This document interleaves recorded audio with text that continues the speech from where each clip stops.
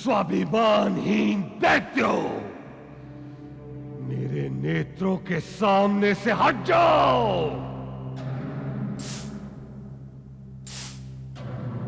मूढ़ दैत्य अपमान का ग्रास ग्रहण नहीं करता। जाकर कह दो मेरे पिता और तुम्हारे स्वामी नारी जंग से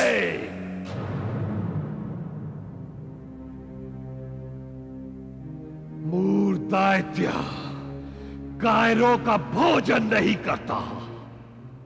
वो स्वतंत्रता की श्वासों से वायु पीकर युगों युगों तक क्रांति की जय घोष करने में समर्थ है। और यदि मेरे पिता को मुझे आहार देने का इतना ही आग्रह है तो जाकर उनसे कह दो कि महाभुजंग नागराज वासुकी, तक्षक और कर्कोटक विष्णु नागों के विषैले दंत का भोजन कराए मुझे।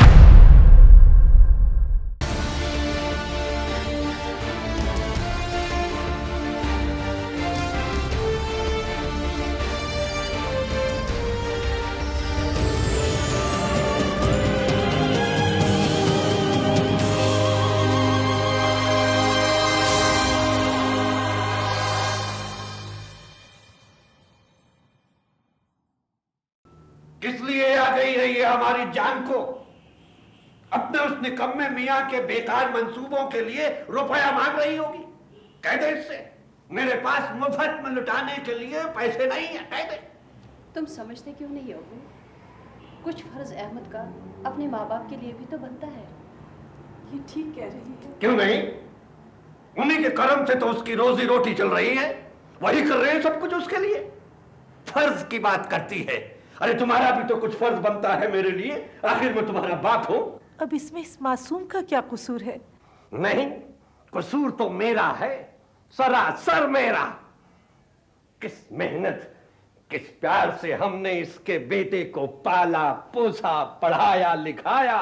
उस वक्त जबकि इसका वो नाबकार खावन पैर जमाने के लिए दर दर की ठोकरें खा रहा था, उस वक्त कहा था उसका वो सनकी बाप।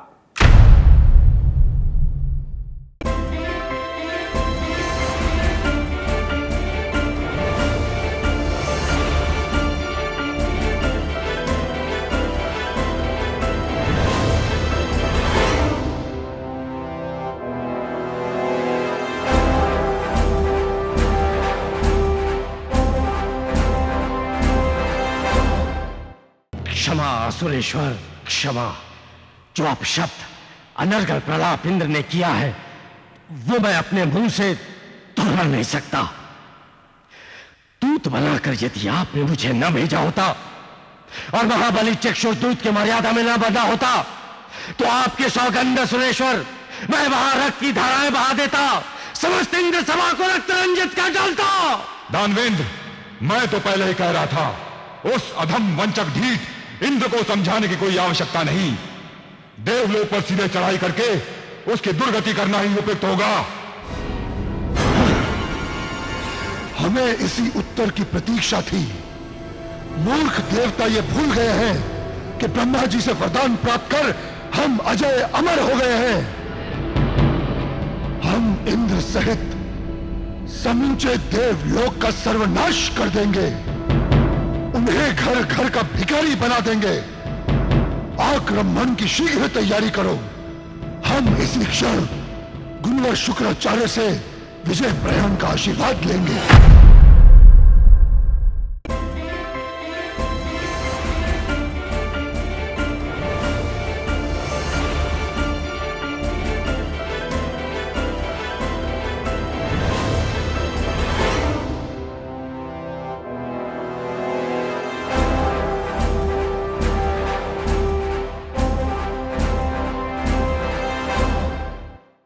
उनके हाथों अपने मां का मरना मैं कभी भूल नहीं सकी।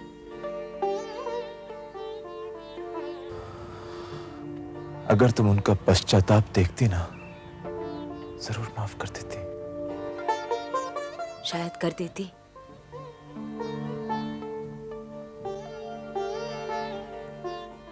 इंसान हालात से मजबूर हो जाता है बेटा। हालात आपको मजबूर क्यों नहीं कर सके बाबूजी? आपने उस बेकसूर लड़की से क्यों शादी की जिसे गैर लोग उठा कर ले गए थे? आपने उस बच्चे को इतना प्यार क्यों दिया जो आपका बेटा था ही नहीं? बाबूजी, कमल अपने पिताजी से बेशक नफरत करती थी, लेकिन उससे ज्यादा वो आपकी इज्जत करती है। नहीं बेटा, मैं भला क्या हूं? मेरे मन में आपके लिए बहुत बहुत श्रद्धा है बाबूजी। आप मेरे लिए सबसे बढ़कर हैं।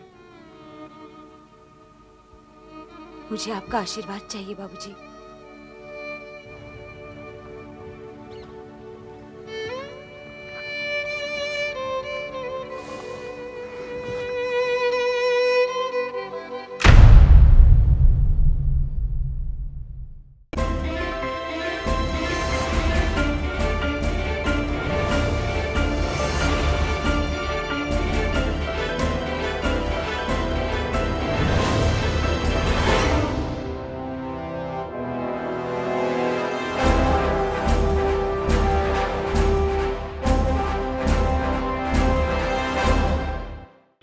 हे भाग्य विधाता ब्रह्मा जी, हे देव गुरु बृहस्पति और सभी देव समाज के साथ आप सबने यहां आने का कष्ट क्यों किया?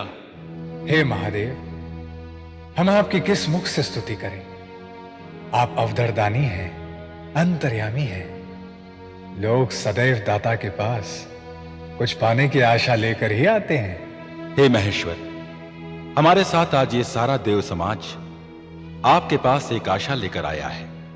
हे भोलेनाथ, आप सदैव सभी को कुछ न कुछ देते ही हैं, बदले में कुछ नहीं लेते। हे देवाधिदेव महादेव, हम सब यहाँ आपके पास याचक बनकर आए हैं। हे देवो, सच तो यह है कि देने और लेने के लिए हमारे पास कुछ भी नहीं है। ये तो भक्तों का भाव है जो हमारे महाभाव से मनचाहा वरदान प्राप्त कर लेते हैं। रहा प्रश्न हमसे कुछ लेने का, तो संसार के सकल पदार्थों और कामनाओं से वैरागी होने के कारण स्वयं ही वो वस्तुएं हमसे दूर हैं। हमारे पास घर बार तो कुछ भी नहीं है, केवल समाधि का सुख ही हमारे लिए परम सुख है। तो अन्य सुखों से हमें क्या लेना देना?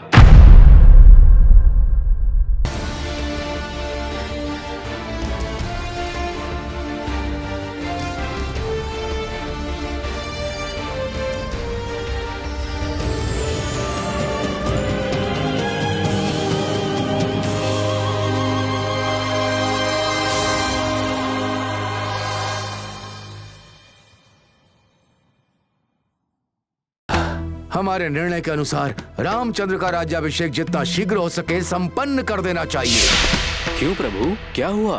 आप इतने चिंतित क्यों हैं? कल से ही विधि विधान आरंभ हो सके इसकी सारी तैयारियां चल रही हैं महाराज। नहीं सुमंत्र, कल तक प्रतीक्षा करना मुझे उचित नहीं लग रहा। क्यों, क्या हुआ प्रभु? न जाने क्यों मन की व्याकुलता और बढ़ती जा रही है। मन में न जाने कैसी कैसी कल्पनाएं जाग रही हैं। कल तक न जाने क्या हो जाएगा, ये भय मुझे बार बार सता रहा है। कल कुछ नहीं होगा महाराज, हमारे रामचंद्र का राज्याभिषेक निर्विघ्न संपन्न होगा महाराज। आप निश्चिंत रहें प्रभु। क्यों, क्या वह विधि विधान आज ही प्रारंभ नहीं हो सकता? यदि शुभ मुहूर्त और शुभ घड़ी की कोई समस्या ना हो तो इसमें कोई आपत्ति नहीं है, ऐसा मेरा विचार है। पुरोहित सभी तैयार हैं, बस कुलगुरु वशिष्ठ की सहमति मिल जाए।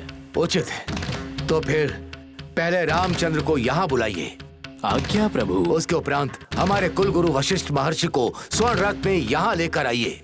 आपके आज्ञा का पालन होगा। मैं अभी रामचंद्र के पास जाकर आता हूँ। शीघ्र।